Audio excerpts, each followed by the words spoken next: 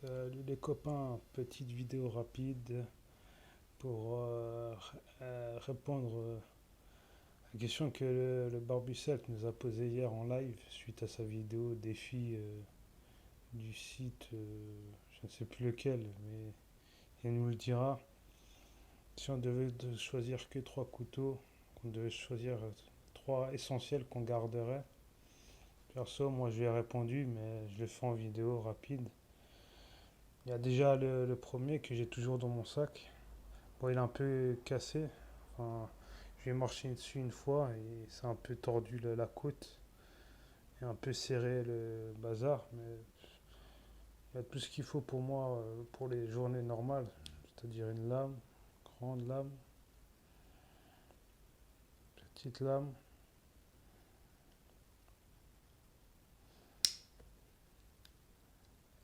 le tournevis plat,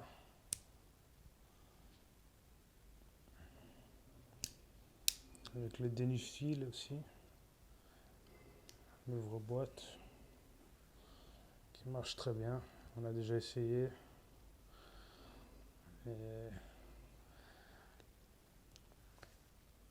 Et le tire-bouchon et le poinçon avec le chacha. Parce que j'en ai un autre qui est neuf, mais bon, il n'y a pas le poinçon et le tire-bouchon. C'est toujours pratique pour si on a une bouteille de vin accompagnée avec un peu de saucisson avec un collègue. Donc je préfère celui-là avec le tire-bouchon. Le deuxième est le famoso Solo Alox. Parce que pour casse d'aller, ou si on se fait attaquer par une invasion de saucissons, ça peut toujours dépanner. Ou ouvrir des colis ou des lettres, etc. Et, le dernier, j'ai hésité entre le Soldat 08 et la Harvester, mais celui-là est plus pratique, il y a plus de choses. Enfin, il y a plus de choses. La lame est plus grande, même si elle est serracée. Pardon, c'est des serrations, pardon.